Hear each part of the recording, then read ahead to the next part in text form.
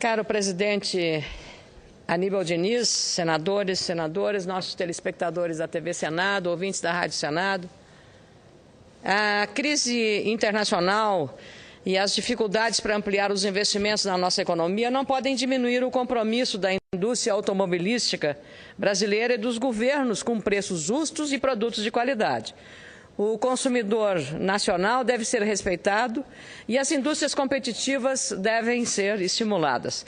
Eu estou falando isso, senhoras e senhores senadores, porque a Comissão de Assuntos Econômicos desta Casa, a CAI, aprovou o requerimento nesta semana, de minha autoria, para realizarmos uma audiência pública, com data a ser definida ainda pelo nosso presidente Delcy de Amaral, com o objetivo de explicar, se é que seja possível, por que no Brasil o preço do automóvel é o mais caro em toda a América Latina e, claro, comparativamente a outros países de custos de produção maiores, como é o caso mesmo dos Estados Unidos, que é um dos grandes mercados da indústria automobilística mundial.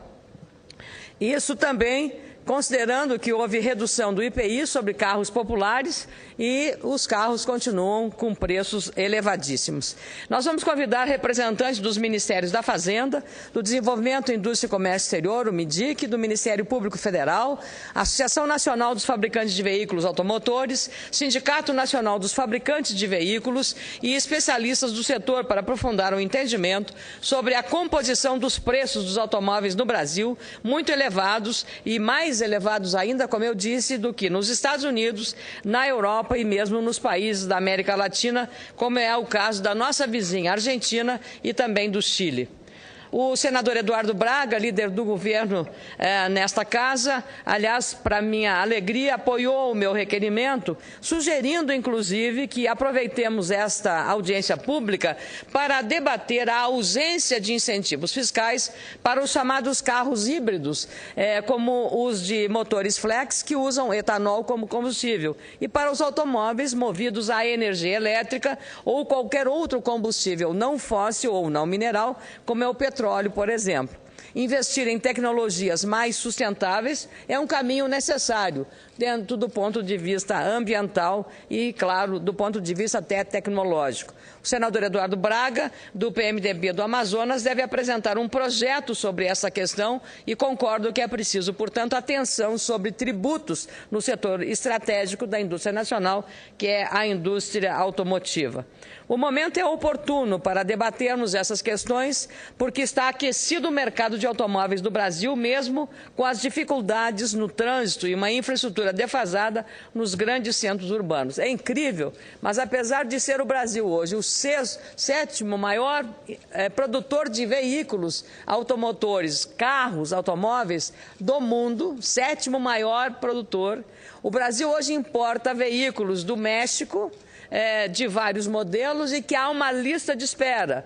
E o consumidor, se quiser ter o carro, antes vai ter que pagar um ágio. Isso como nos velhos e antigos tempos que a indústria não era capaz de estar produzindo para atender a demanda do mercado interno. Então, até para o carro de maior preço, há já uma demanda e a espera por conta das questões de alfândega, das questões relacionadas a porto e as licenças também. A demora tem sido de, no mínimo, 6 meses até 1 ano para a chegada desses veículos no Brasil. Todos já estão, de alguns modelos esgotados, de várias montadoras que também operam no Brasil. O momento é oportuno para debatermos essas questões, como eu disse, por conta dessa situação do mercado brasileiro e extremamente aquecido. Reportagem publicada hoje no jornal Folha de São Paulo mostra que o Brasil, 4º maior mercado global de veículos e 7º maior produtor, deve se tornar o 6º maior produtor de automóveis do mundo em 2017, devido ao regime automotivo nacional. A consultoria citada na reportagem do Jornal Paulista afirma que nos próximos 4 anos, a produção de carros do Brasil poderá alcançar 4 milhões e 450 mil veículos, 1 milhão a mais do que deve ser produzido ao final deste ano. Essa quantia de automóveis é superior ao estimado para a Coreia do Sul em 2017, atualmente ocupando a 6ª maior posição de produtora de automóveis do mundo. O cenário para o Brasil, no setor automotivo, é de ter uma produção menor apenas que Índia, Alemanha, Estados Unidos, China e Japão.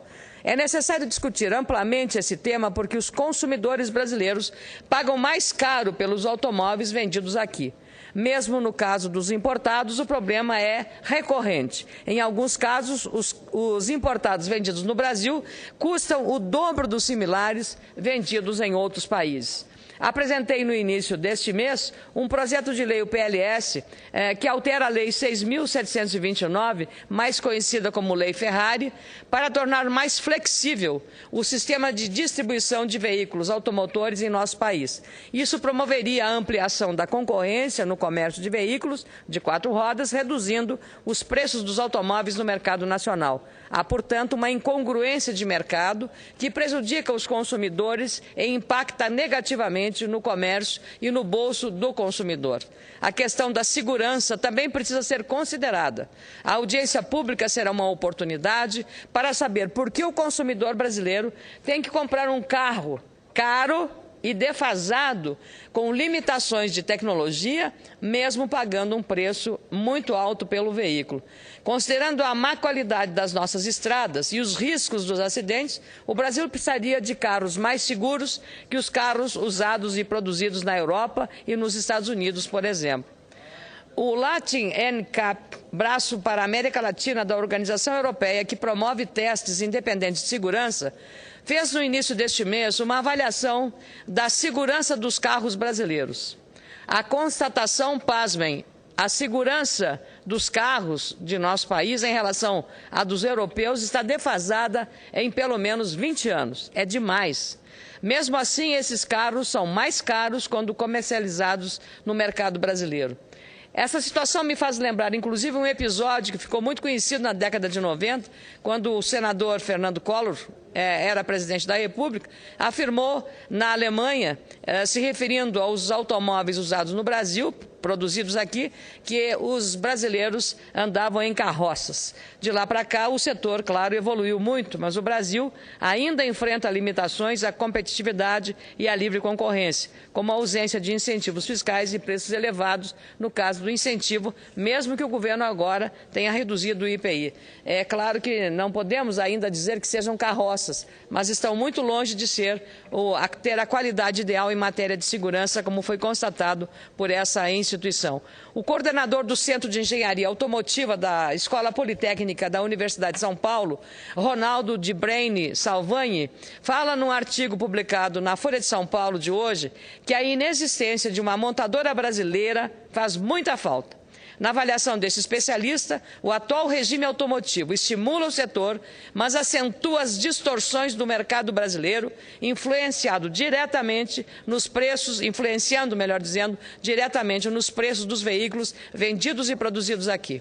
O diretor executivo do jornal Brasil Econômico, Ricardo Galupo, publicou um artigo questionando por que as grandes montadoras com ligações históricas com o Brasil estão preferindo instalar fábricas em outros países como o México.